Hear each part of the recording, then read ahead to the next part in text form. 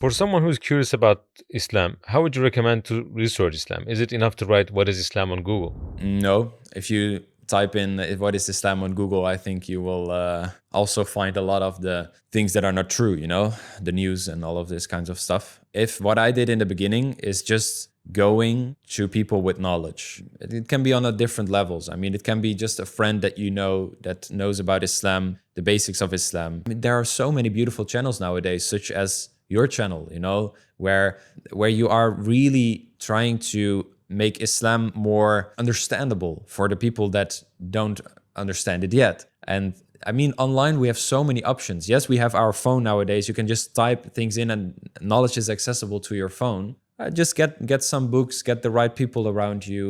Try to watch some beautiful channels like Towards Eternity, and then it will be fine.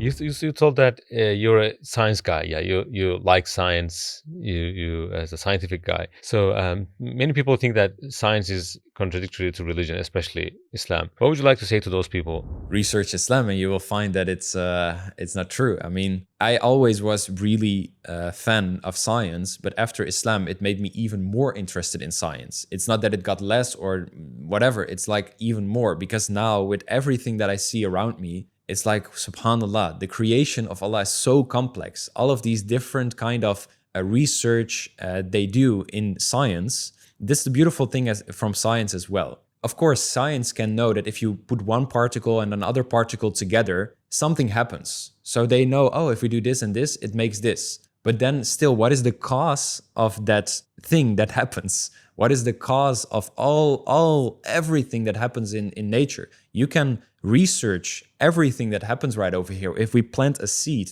a beautiful tree grows with beautiful fruits and all of that. We know scientifically that this happens when you put a cause and there's an effect. But what stimulates the cause? What stimulates this thing in and of itself in the beginning? The universe has a beginning. Science proves that. It believes in the Big Bang. In the Quran, it says as well that everything started from one atom and then we exploded it into more. The expansion of the universe is described in the Quran. A lot of things that were not proven by science back in the days 1400 years ago are in the Quran. The Quran is teaching us so much, and it invites us to observe the universe. It invites us to look around. And I think a lot of scientists can learn a lot from that, because the only thing they are looking at everything that happens, the particles and all of this, but they don't ask like, what is behind that? What is creating all of that? That's Allah.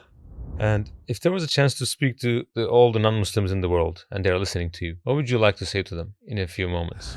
If I would just give them one reminder, it starts with remember that you will die.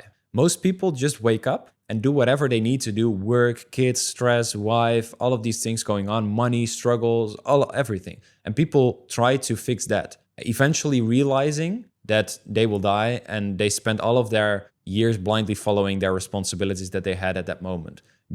I invite everyone to take one step back and observe your life and observe everything that happens from a little bit more outside perspective, Ask questions about life. Ask critical questions about life, because you will die. And what happens? Life is a test for everyone. Every creature has its own purpose. A cow produces milk, a bee produces honey, and every single animal that you see is really giving something and having a purpose, is following their purpose. Every animal doesn't even have a brain to clearly think. They just operate based on their natural behavior. They are just having the fitra. Every animal has their own purpose, but we as humans have a free will.